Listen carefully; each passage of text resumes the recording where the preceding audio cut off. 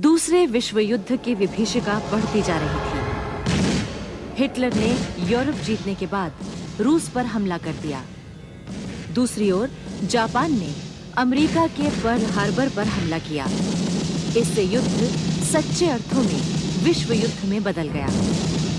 Germany के हमले ने युद्ध की सीमाएं पूर्व की ओर बढ़ा दी थी। उधर अमेरिका अब तक ब्रिटेन का मददगार था, पर अब उसे स्वयं युद्ध में उतरना पड़ा। जापान जितनी तेजी से बढ़कर सिंगापुर तक आ गया था, उससे अमेरिकी राष्ट्रपति रूजवेल्ट और ब्रिटिश प्रधानमंत्री चर्चिल दोनों ही सहम गए थे। अमेरिका के प्रेसिडेंट ने ब्रिटिश प्रधानमंत्री से कहा कि हिंदुस्तानी नेताओं से सुलह कर लेनी चाहिए। ब्रिटिश सरकार भी उस समय अमेरिका की इस सलाह की एकदम उपेक्षा नहीं कर सकती थी। उसने कुछ हद तक अपनी नीति बदलने का फैसला भी कर लिया। आखिर ब्रिटेन ने भारत के प्रति अपना रुख बदला। पहले जवाहरलाल नेहरू और मौलाना आजाद को जेल से रिहा किया गया। दरअसल सरकार जानना चाहती थी कि बदले हुए हालात में कांग्रेस का रुख कैसा है। बाद में धीरे-धीरे अन्य नेताओं को भी छोड़ दिया गया। उधर सुभाष चंद्र बोस ने जेल में अनशन कर दिया था। उनकी हालत बिगड़ने लगी तो सरकार को उन्हें बिना शर्त रिहा करना पड़ा। किंतु अब उन्हें अपने ही घर में नजरबंद कर दिया गया था। उनके घर पर कड़ा पहरा रहने लगा, क्योंकि ब्रिटिश सरकार उनकी उग्रवादी गतिविधियों के प्रति सतर्क थी। 27 जनवरी 1941 की रात लगभग 1 बजे सुभाष चंद्र बोस कलकत्ता में अपने एल्गिन रोड वाले मकान से एक मौलाना के वेश में निकल गए। वो इसी वेश में सीधे पेशावर पहुंचे। पेशावर से एक गूंगे पठान के वेश में वो अफगानिस्तान पहुंचे, जहां से जर्मन दूतावास की मदद से वो जर्मनी की राजधानी बर्लिन पहुंच गए। उनके पासपोर्ट का नाम ऑरलैंडो माजोटा था। जर्मनी में जब हिटलर से मिले, उसने इनका स्वागत किया और इनकी योजनाओं पर विचार किया। हिटलर ने सुभाष चंद्र बोस को पूरी सहायता देने का आश्वासन दिया। इसके बाद सुभाष चंद्र बोस इटली भी गए और मुसोलिनी से भेंट की। जर्मनी वापस लौटकर उन्होंने आजाद हिंद संघ और आजाद हिंद फौज की स्थापना की। नवंबर 1941 में उन्होंने आजाद हिंद रेडियो की स्थापना की और उसके जरिए धुआंधार प्रचार कार्य आरंभ कर दिया। भारतीय नेताओं और ब्रिटिश सरकार को नेताजी सुभाष चंद्र बोस के बारे में अब तक कुछ पता नहीं था, किंतु जर्मनी से आजाद हिंद रेडियो के प्रसारणों को सुनने के बाद ही उन्हें पता लगा कि वो कहां हैं। मौलाना आजाद लिखते हैं, इस बीच जर्मनी और जापान से जो प्रचार शुरू हुआ था, उसका हिंदुस्तान में बहुत लोगों पर असर पड़ा। जापानी वायदों से बहुत लोग आकर्षित हुए। उन्हें लगा कि जापान हिंदुस्तान की आजादी और एशियाई एकता के लिए काम कर रहा है।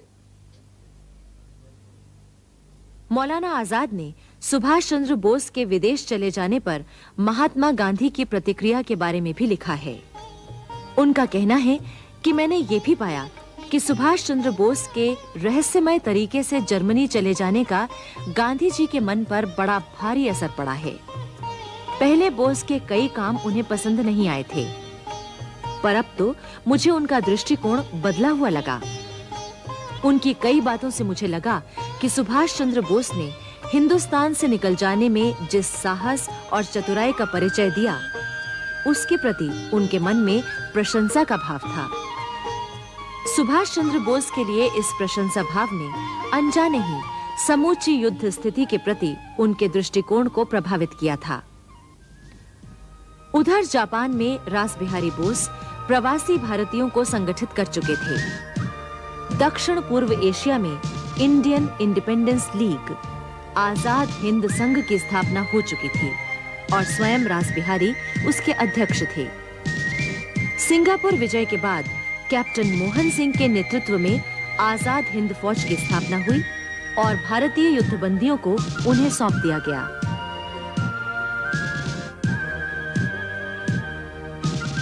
प्रवासी भारतीय तो आजाद हिंद फौज में भर्ती हो रहे थे, युद्ध बंदियों के शामिल हो जाने से आजाद हिंद फौज की शक्ति और भी बढ़ गई।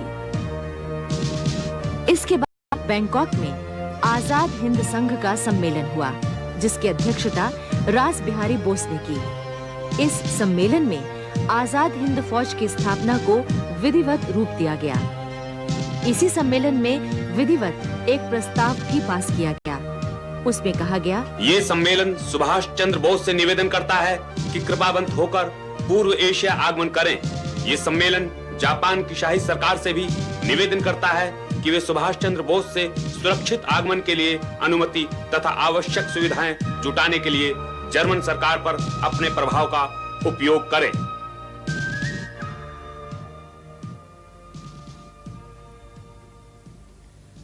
रंगून के पतन से ब्रिटिश प्रधानमंत्री चर्चिल के हाथ पैर फूल गए।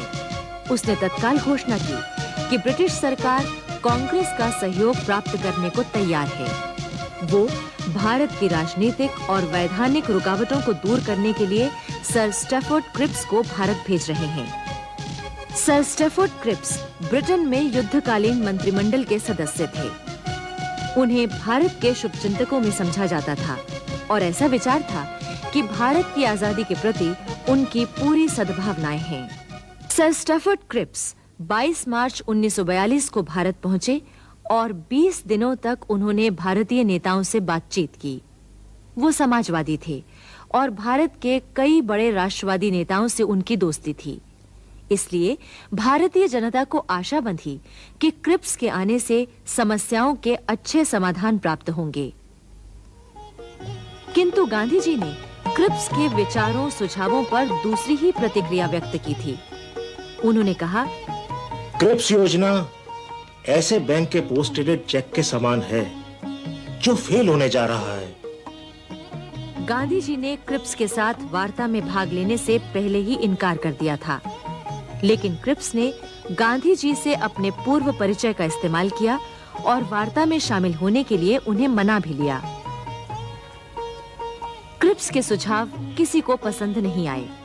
उनका कहना था कि राष्ट्रीय सरकार अल्पसंख्यकों की रक्षा के लिए ब्रिटिश शासन के वादों के खिलाफ हो सकती है। इसलिए ब्रिटिश शासन ये कभी नहीं चाहेगा कि बहुसंख्यक दल सत्ता पर अपना संपूर्ण प्रभुत्व स्थापित कर ले। क्रिप्स ये भी चाहते थे कि नई सरकार में सभी पूर्वाधिकार वॉयसराय के पास सुरक्षित रहें।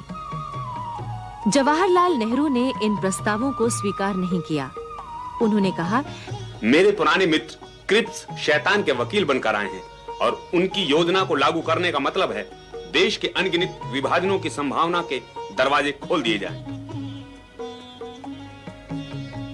क्रिप्स योजना को मुस्लिम लीग ने भी ये कहकर अस्वीकार कर दिया कि इसमें सांप्रदायिक आधार पर देश के विभाजन की मांग नहीं मानी गई। गांधी जी ऐसे किसी सुझाव को मानने को तैयार नहीं थे, जिसका मतलब ये था कि हिंदुस्तान लड़ाई में भाग ले, फिर चाहे वो प्रस्ताव हिंदुस्तान की राजनीति के लिए कितना ही अनुकूल क्यों ना हो।